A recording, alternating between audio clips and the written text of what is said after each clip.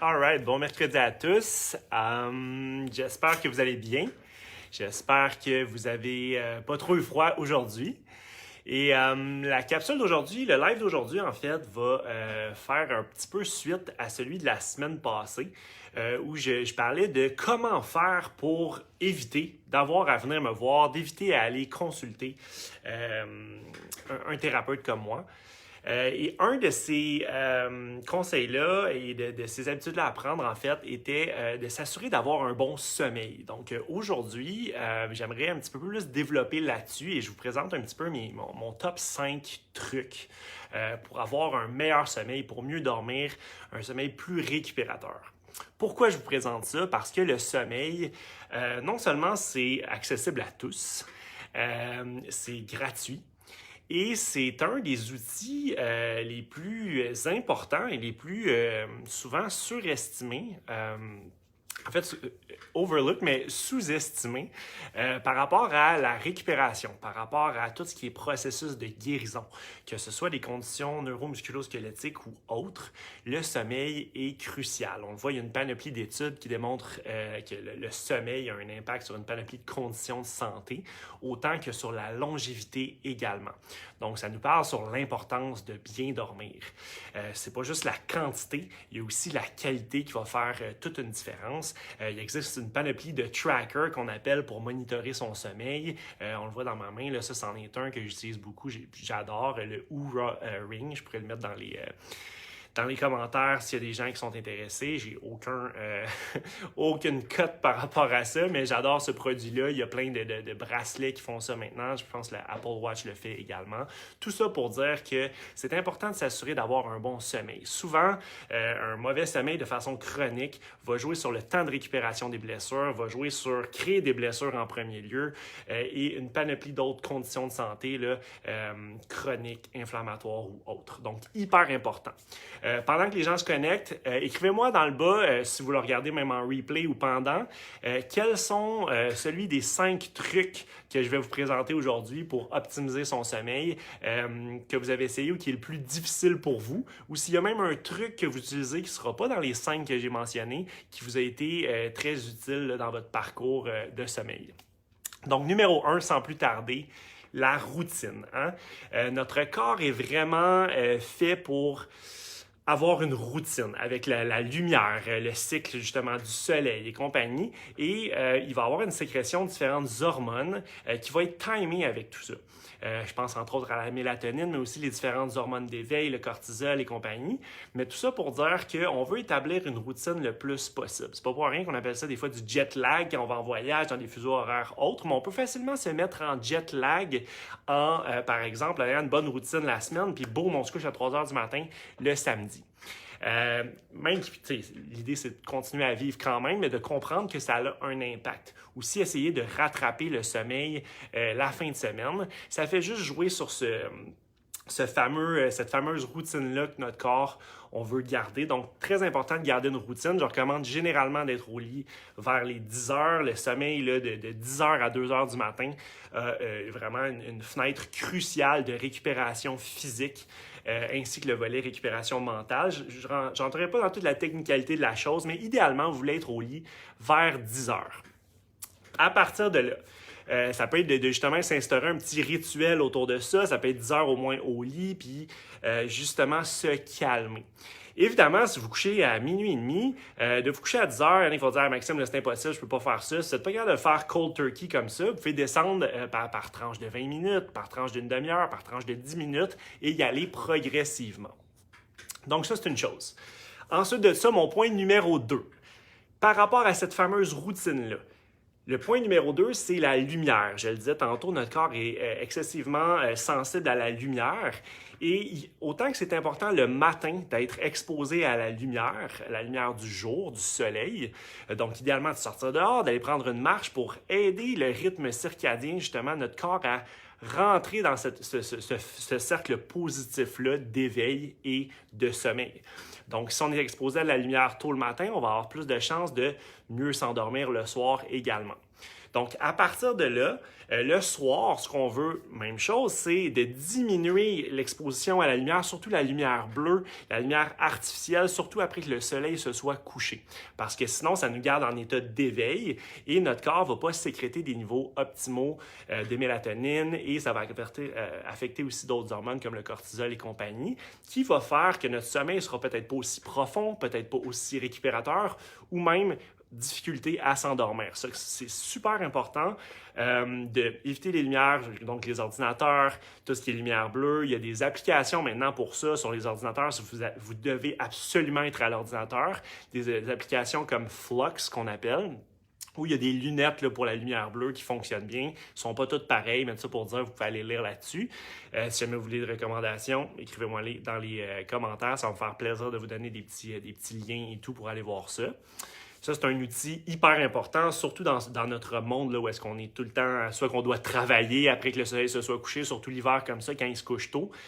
Donc, il y a des petites optimisations. C'est pas de virer fou avec tous ces trucs-là, mais d'optimiser ce qu'on peut optimiser et le reste, de mettre les choses en perspective. Surtout si on a un mauvais sommeil. Ceux qui ont un super bon sommeil et tout, des fois, vous pouvez aller en chercher encore un petit peu plus, mais de prendre conscience de ces trucs-là et des choses qui peuvent avoir un impact négatif sur notre qualité de sommeil. C'est juste ça l'idée derrière ça. Donc, évitez les écrans le plus possible. Votre chambre, idéalement, le plus noir possible. C'est même un bon investissement là, de mettre des stores là, vraiment opaques qui coupent complètement la lumière, d'éviter d'avoir des petites choses qui sont branchées ou qui émettent des lumières, votre cellulaire en mode avion pour pas qu'il arrête de s'allumer à chaque fois que vous avez un texto, par exemple, ou un courriel. Bref, ça. Puis j'ajouterais, même si c'est pas de la lumière, votre chambre, là, essayez de la garder entre... par rapport à différentes études, là, 16 à 20 degrés, un petit peu plus sur le froid que chaud. On a tendance à mieux dormir dans un environnement frais que trop chaud. Ça, c'est une autre affaire. Quitte à mettre des bas, quitte à avoir une grosse douillette, etc. Mon point numéro 3. Attention à différentes substances. Je pense ici à la caféine. La caféine, passée 2 heures de l'après-midi, on veut faire attention parce que ça peut jouer adversement sur la qualité de notre sommeil, puis même sur notre capacité à s'endormir au bon moment. Ensuite de ça, je dirais l'alcool. Hyper important également. L'alcool trop proche de notre heure de coucher peut affecter de façon négative le sommeil profond. Le REM sleep également qu'on appelle. Donc, où est-ce qu'on va justement régénérer, où est-ce qu'il y a une composante là, qui va aider avec la mémoire, court, moyen, long terme également. Donc, c'est hyper important de au moins honorer la fenêtre qu'on a pour aller se régénérer le plus possible. Donc, évitez l'alcool avant de se coucher. Puis, j'ajouterais aussi tout ce qui est volet sucre raffiné. Je vois ça régulièrement. Là, trop de sucre raffiné va jouer adversément sur notre sommeil. Peut faire aussi qu'on se réveille en plein milieu de la nuit en hypoglycémie. Bref, évitez les sucres raffinés, l'alcool avant de se coucher et évidemment la caféine en après-midi. Ensuite de ça, truc numéro 3. Numéro 3, je l'ai déjà mentionné, je veux dire truc numéro 4. Ça serait évidemment tout ce qui est exercice. Surtout là, avec le télétravail, ces temps-ci, on a tendance à... C'est facile de ne pas sortir de la journée si on ne fait pas l'effort. Et l'exercice, la clé ici va être la constance. Donc, puis la progression. Si vous n'en faites pas beaucoup, si vous travaillez à la maison, vous êtes confiné, etc., essayez au moins de sortir. Ça peut être un bon combiné avec le matin pour exposer justement son œil, d'avoir un petit peu de la lumière, la longueur d'onde du matin pour justement enclencher un petit peu notre rythme, notre biorhythme, on va dire ça comme ça, avec les cycles d'éveil et d'endormissement. Ça peut être de combiner ça le matin, d'aller prendre une petite marche avec votre chien ou tout seul, prendre l'air. Il y a autant de bénéfices que ça, puis ça peut être aussi simple qu'un petit 10-15 minutes. Puis souvent, quand on se dit un petit 10-15 minutes, on finit par être dehors une demi-heure. Fait que ça, c'est mon autre truc. L'activité physique a été beaucoup étudiée en lien avec la qualité de sommeil également. Donc, mon dernier truc, ce truc numéro 5, j'en ai déjà parlé dans d'autres capsules. J'ai souvent parlé du magnésium. C'est pas un silver bullet, c'est pas un guéri-tout. Mais le magnésium, c'est trop fréquent qu'il y a des gens qu'on donne du magnésium à la clinique ou dans d'autres situations, des gens qui me disent « Ah, Maxime, j'ai pris du magnésium, puis ça a changé ma vie sur plein de points, mais souvent sur le volet sommeil. » Pourquoi? Non seulement, ce que je recommande souvent, c'est du magnésium glycinate. C'est pas, encore une fois, un one size fits all. À la clinique, évidemment, je vais identifier sur la personne la bonne forme, etc. Mais comme un petit conseil comme ça, général, c'est ça que je disais dans une autre capsule, le magnésium va avoir un impact sur ô combien de sphères. Donc, on parle du volet hormonal, on parle du volet détoxification, on parle du volet stress, on parle du volet digestion, on va parler du volet musculo-squelettique, la détente par rapport à ça. Puis, comme j'ai déjà parlé dans une autre capsule sur mon compte Instagram, plus on a de stress, plus on est déplété en magnésium et les sols actuels, modernes, notre alimentation, bref, est un petit peu déficiente en magnésium. Dans quoi il y a du magnésium? Vous pouvez faire une recherche Google dans les aliments, mais souvent, on va aller chercher forme préférée, souvent pour l'absorbabilité en supplément pour rajouter une certaine charge. Puis si vous êtes déjà super bon, top shape, puis votre alimentation est super bonne, vous n'avez pas trop de problèmes de sommeil, ben là, vous pouvez prendre des aliments évidemment plus riches en magnésium, mais les chances sont que vous mangez déjà quand même relativement bien. Leafy greens, excusez-moi mon anglais-français, des légumes verts feuillus. Il va y avoir certaines noix du Brésil, graines de sésame, et bref, s'il y a d'autres mondes qui ont des cues là-dessus, n'hésitez pas à les mettre en commentaire ou à faire une petite recherche Google. Donc, le magnésium. Mais au final, ce que j'aimerais rajouter par-dessus mes 5 trucs, c'est vraiment, le sommeil, c'est un processus complexe. Surtout si vous avez, malgré ces 5 trucs-là, vous avez encore des difficultés avec votre sommeil. Vous vous réveillez toujours fatigué. Même si vous dormez des bonnes heures, a priori, ça semble être bon. Tous les trucs que je vous ai donnés là, vous les mettez en application et votre sommeil demeure pas top. Bien là, c'est certain que ça vous prend de l'aide externe pour aller troubleshooter ça. Donc, parlez-en à votre professionnel de la santé. Il y a tellement de sphères qui peuvent affecter, autant au niveau neurologique, comme je disais tantôt, hormonal, digestif, le volet stress, tout ce qui est volet parasympathique, sympathique, exercice, comme je mentionnais aussi tantôt.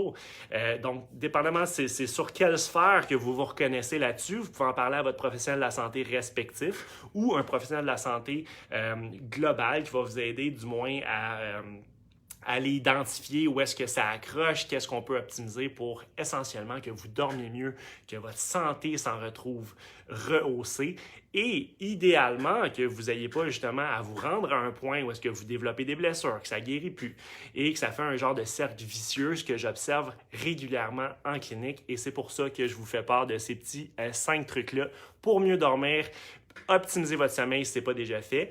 Si vous avez des questions, n'hésitez pas à me les mettre dans le bas, là, même si vous le regardez en replay, peu importe. Des trucs que je n'ai pas mentionnés, qui vous ont été bénéfiques. N'hésitez pas à en faire partager les autres. Des fois, ça nous aide pour un individu, puis ça peut en aider plein d'autres. Et c'est pour ça que j'en donne 5 et pas juste un. Et est-ce qu'il y en a parmi ces trucs-là que vous avez essayé, mais que vous avez trouvé challengeant? Moi, pour ma part, c'est sûr que la routine, ça a été le plus challengeant là, d'avoir une routine de 10 heures d'être au lit. Là. C'est quelque chose qui, encore une fois, si je ne reprends pas cette routine-là rapidement avec les fêtes et tout, c'est pas long que je peux dévier là, du processus. Même chose des fois à la fin de semaine. Mais c'est très payant quand on réussit à avoir ce cycle-là sain. Et je vous promets, les vidéos YouTube que vous écoutez jusqu'à 1h du matin, vous pourrez les écouter le lendemain en avant-midi ou en vous levant tôt le matin parce que vous êtes couché de bonne heure. Et votre corps va vous en remercier, votre santé générale va vous en remercier. Donc, au plaisir, je vous souhaite une super belle soirée et à bientôt.